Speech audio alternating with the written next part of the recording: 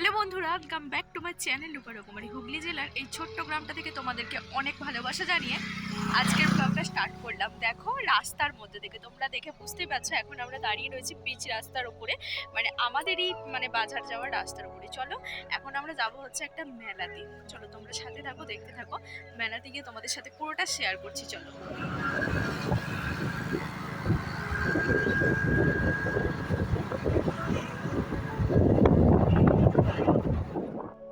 মেলাটা বসেছে বেশ কয়েকদিন হচ্ছে, শুনছি এর ওর মুখে, তো ভাবলাম আজকে একটুখানি টাইম রয়েছে হাতে, আজকেই যাই। তো দেখো, চৌতারা থেকে এসে সোজা মেন রাস্তায় উঠে পড়লাম, মেন রাস্তা থেকে ডান দিকে।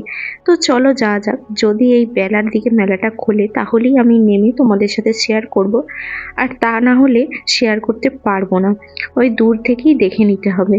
তো দেখো বন্ধুরা, চলে এসেছি মেলার কাছাকাছি। দেখো এই মাঠটার মধ্যে মেলা বসেছে, যে মাঠটায় মামামদের খেলা হয়েছিল। এই দেখো নাগরদোল্লা আরো সব দোকান টোকান রয়েছে। তারপরে ওখানে মঞ্চ করেছে একটা, ওখানে নাকি সাংস্কৃতিক অনুষ্ঠানও হচ্ছে। কিন্তু দেখো মেলাগুলো সবই বন্ধ, তাই আর নেমে গেলাম না মেলাগুলো দেখাতে, এই বাইক থেকেই তোমাদের সাথে শেয়ার করে নিলাম।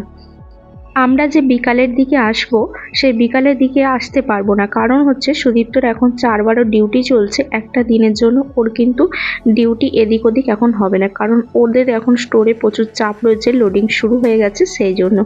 তাই একটুখানি বেলার দিকে এলাম। তো এসে তো এই দেখলাম যে খোলা টোলা নেই কিছু, তো তারপরে দেখো সোজা চলে এলাম গোপীনগর একটা মিষ্টির দোকান থেকে। এখানে নিয়ে নিচ্ছি হচ্ছে টক দই। তো টক দইটা সুদীপ্ত ভাত দিয়ে খেতে প্রচণ্ড ভালোবাসে, আর আমারও এমনি চিনি মিশিয়ে খেতে খুবই ভালো লাগে। তো চলো গোপীনগরের চারপাশটা একটুখানি তোমাদেরকে দেখিয়ে দিলাম। এটা হচ্ছে আমাদের স্টপেজে, মানে চৌতারা স্টপেজে নামার আগের স্টপেজ গোপীনগর। তো এইটা দিয়েও আমাদের বাড়ি যাওয়া যায়। মেলা নেমে দেখতে পাইনি তো কি হয়েছে, চলো তোমাদেরকে আজকে আমি কয়েকটা সিনেমাটিক শর্ট দেখাবো। শর্ট ভিডিওর জন্য বানিয়েছিলাম, তো ভাবলাম তোমাদের সাথে ব্লগে একটু শেয়ার করে দিই।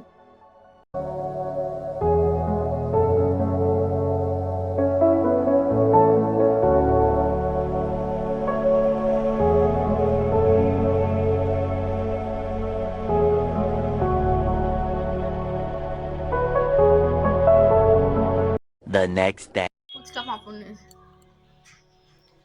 হ্যালো বন্ধুরা, good morning, welcome back to my channel Rupa Rokomari. এই দেখো, আজকে হচ্ছে শনিবার, আর এখন বাজে পুরো 10:15। আর আমি দেখো এখন বসে বসে চুলে তেল মালিশ করাচ্ছি, এই যে বরকে দিয়ে। কালকে তোমাদেরকে যেটা দেখিয়েছিলাম আমি, সেটা হচ্ছে একটুখানি জাস্ট ভিডিওটা ছিল, কালকের সাথে আজকের এই ভিডিওটা অ্যাড করে দেবো, নাহলে খুবই ছোট হয়ে যাবে ভিডিওটা। তো সেই জন্য আর কি আজকে একটু ব্লগটা এখন থেকে শুরু করা। তো চুলে তেলটা দিয়ে দিক, তারপরে যাবো স্নান করতে। শরীরটা পরশুদিন থেকে একদম উইক হয়ে রয়েছে, সেই জন্য। চলো দেখতে থাকো। এর কিছু বলবেন? পরে বলবো।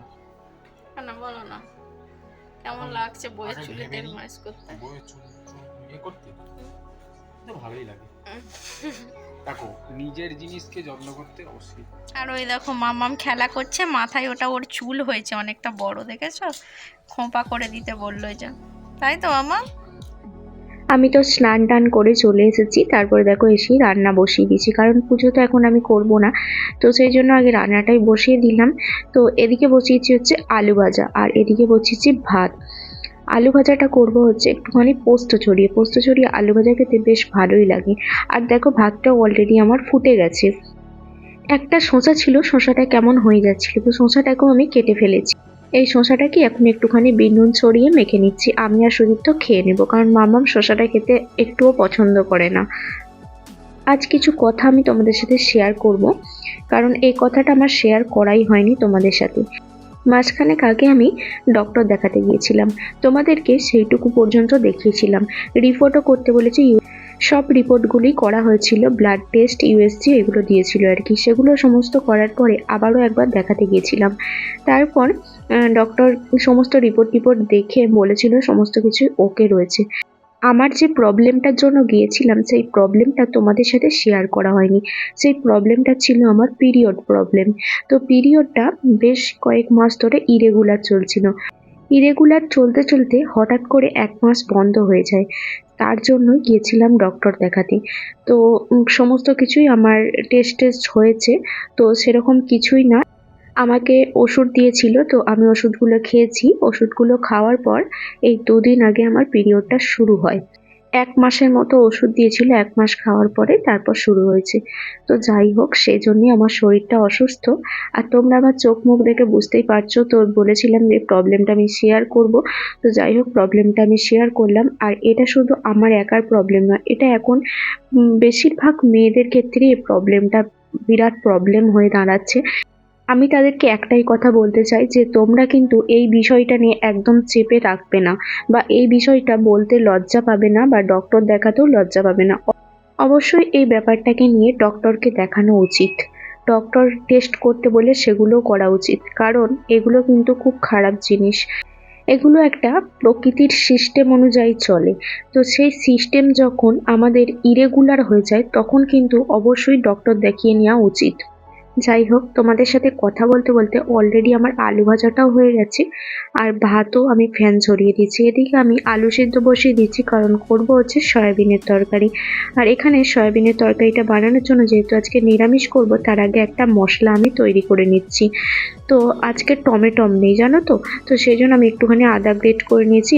তার সাথে দিয়েছি একটুখানি কাশ্মীরি লঙ্কার গুঁড়ো, একটু হলুদ গুঁড়ো, একটু সস, আর একটু হচ্ছে সানরাইসের গরম মশলা দিয়ে এটাকে ভালো করে গুলিয়ে রেখে দিয়েছি। এবার দেখো, সয়াবিনগুলো ভেজে তুলে নিলাম, তারপর কড়াইয়ে তেল দিয়ে একটুখানি 5 ফোড়ন দিয়ে দিলাম। এবার আমি মশলাটা ভালো করে খুন্তি করে গলিয়ে নিয়ে আমি তেলের মধ্যে দিয়ে দেবো, দিয়ে ভালো করে এটাকে ভেজে নেব। এটা ভাজা হয়ে গেলে তারপর সয়াবিনগুলো দিয়ে দেবো। সয়াবিনগুলো একটুখানি হালকা করে কষে নিয়ে তারপর আমি দিয়ে দেবো আলুগুলো। তারপর আলু সয়াবিন একসাথে এটাকে আমি কষাতে থাকবো। যেহেতু আমি ডেলি লাইফস্টাইল ব্লগ শেয়ার করি, তাই আমি তোমাদের সাথে এই কথাগুলো শেয়ার করলাম, কারণ আমি সব কিছুই তোমাদের সাথে শেয়ার করি।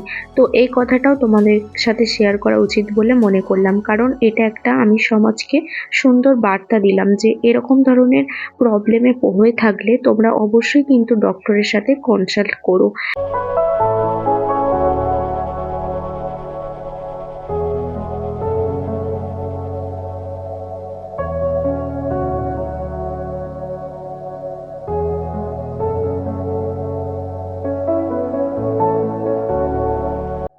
এদিকে তো আমার সয়াবিনের তরকারিটা কমপ্লিট হয়ে গেছে। তারপর দেখো, সুদীপ্ত গিয়েছিল বাজার করতে, না কিন্তু এই তেঁতুলগুলো কিনতে গিয়েছিল। তো তেঁতুলগুলো বেশ লম্বা লম্বা, আর একটা তেঁতুল অলরেডি আমার কাটা হয়ে গেছে। তেঁতুল দিয়ে আজকে মুগের ডাল করব, কারণ এই ওয়েদারটা খুব টক টক খাওয়ার ওয়েদার একদম। সুদীপ্ত বললো আজকে আমার টকের ডাল খেতে খুব ইচ্ছা করছে। আমি বলছি তাহলে তেঁতুল এনে দাও, বানাবো। তো হ্যালো বন্ধুরা, তোমরা দেখতেই পাচ্ছ এদিকে রান্না বান্না হচ্ছে। স্নান করে এসেছি অনেকক্ষণ আগে, তারপরে এসে রান্না বান্না করছিলাম। না, তার আগে তো মাথায় তেল মালিশ করে দিয়েছো। কারণ হচ্ছে আমার শরীরটা খারাপ, 2 দিন ধরে শরীরটা খারাপ, খুব দুর্বল হয়ে গেছে শরীরটা। মানে এতটাই দুর্বল যে আমি শুলে আর উঠতেও পর্যন্ত ইচ্ছা করছে না, এতটাই দুর্বল। আসলে তোমরা এর আগে আমার দেখেছিলে কিছুদিন আগে ব্লগে যে আমি ডক্টর দেখাতে গেছি আমার একটা প্রবলেমের জন্য।